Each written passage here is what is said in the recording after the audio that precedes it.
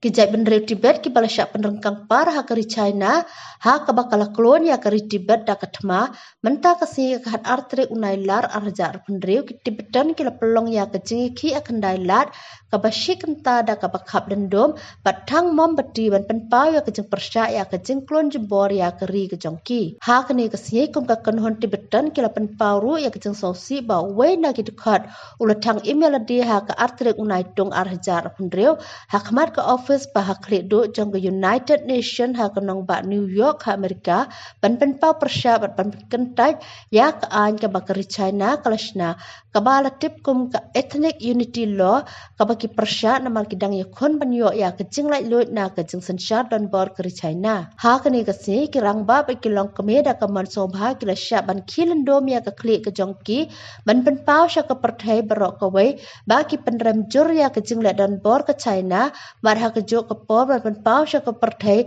baka jing ye laitluid ke jongki wat lagi don syabanda keri ke jing ye ki kanang yai beteng ha ke jing kran ke tenzing zang mo ko we na kinong yalam bah khmat jong ke jai bynriew Tibet kalong baka jing ye kun ban yo biang ya kajing laitluid na kajing syak klon jebor ha kari China kandang yai beteng bat kat kum kani ka an ethnic unity law kala patai syai bakalong be anya ka jai bynriew Tibet wat laki dan ha kano ka benda ka perthai bakin ya ki persya bandawa ya kajing laitluid hendrai kum ka jai bynriew kin numre kindang yai beteng ya kani kajing la persya ya kajing thambor kari China hado bakin da yo ya kajing laitluid kalau orang hakmat jong kari China bakane kajing lang ka bakir bela pelong menta kasni hasilong kum ka jai bynriew Tibet lenyo be anya hakmat ka China hendrai kin num kan randien namar kajing le ban yo ya kajing laitluid na kajing sensyar don bor kari China kanang yai beteng pat kidan kajing scam bakin sayo biang ya kajing laitluid.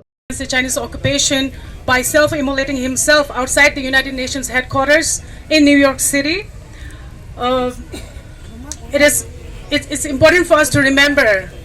that the primary cause of his self-immolation protest, just like the self-immolation protest of 170 other Tibetans, is the continuous illegal colonial occupation of Tibet that started with Mao Zedong and went on with Deng Xiaoping, Hu Jintao, and now Xi Jinping.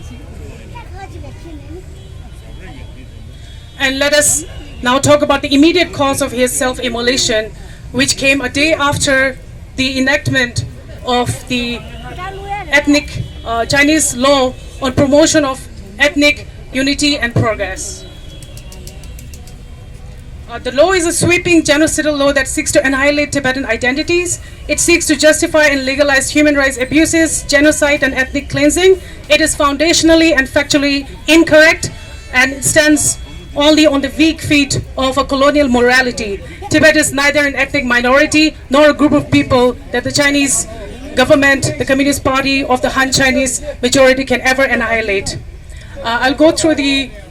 some of the provisions of the law. Article 15, for example, makes Mandarin education compulsory at all levels of education. Putungwa, or national common language that they refer to, the Chinese Mandarin language, has been implemented in all the schools across 3 provinces of Tibet for about a decade now. What this law does is it legalizes human rights abuses, and it makes it mandatory not just in the foundational education, primary education level, but also in higher studies and university level, and also in administration. Let us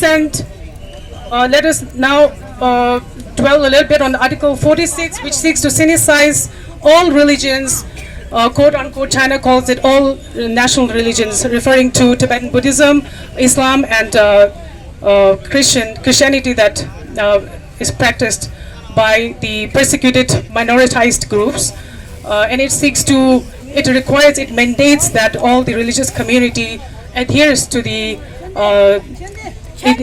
direction of the Chinese Communist Party and adjust themselves and adjust in such a way that including the canons and the scriptures in a way that appeals to the socialist agendas, socialism with Chinese characteristics that the Chinese government is proclaiming. And Article 63 seeks to export the repression by legally implicating individuals and organizations for standing up for human rights that is outside the jurisdiction of People's Republic of China. That would include all the free countries, including India, and including targeting a peaceful gathering like today. Let us send a clear message to the Chinese government that the only unity that this law has sparked is the unity of all Tibetans. The unity that Paul Lobga Rangzin called for, and the conviction that Lobga Rangzin exemplified in his conviction as a Tibetan, in the way that he stood his ground as he was engulfed in flame. Let us stand our ground as we are engulfed in Chinese propaganda, repression, and a global political system that rewards oppressors and turns away. And to those wondering or asking what the roadmap is for Tibetan independence and for Tibet's freedom, it is Tibetan unity.